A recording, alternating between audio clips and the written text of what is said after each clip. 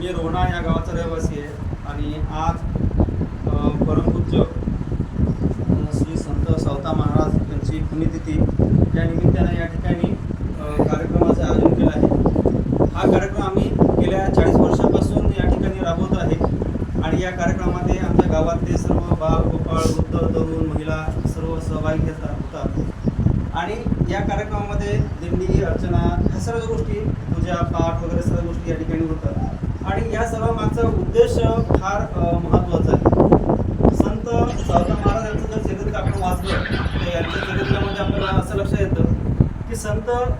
सावता महाराज यांनी फार कष्ट घेऊन परमार्थ केला आहे आणि हा परमार्थ जो आहे हा अंतःकरणातून परमार्थ होता।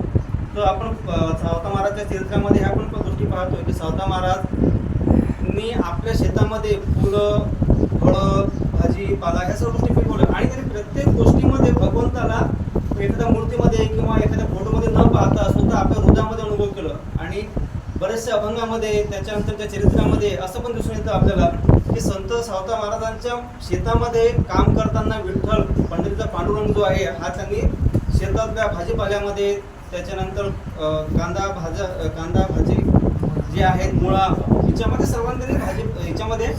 पांडुरंगाला पाहतं। आणि बघा ना हे सर्वात महत्त्वाची आज अशी गोष्ट आपण पाहतोय की आजचा जो आज आपण पाहतोय समाजामध्ये की एक सर्वात मोठा संदेश सावता महाराजांनी आपल्याला दिला आहे की तुमच्या कष्टामध्येच भगवंत आहे आणि तुम्ही जर अंतःकरणापासून कष्ट केलं तर परमार्थ हा तुमच्या कष्टामध्ये उभा आहे असं त्यांच्या जीवनचरित्रातून मला तरी असं वाटतं की त्यांनी ही शिकवण दिली आहे समाजाला आणि शिकवण जिवंत ठेवण्यासाठी हा कार्यक्रम आम्ही गेल्या 40 वर्षापासून राबवतो आहे आणि गावातले लहान मोठे थोर पुरुष जे आहेत हे सर्व या कार्यक्रमात सहभागी घेतात। आनंदाने हा कार्यक्रम सोहळा हा पार पाडतात।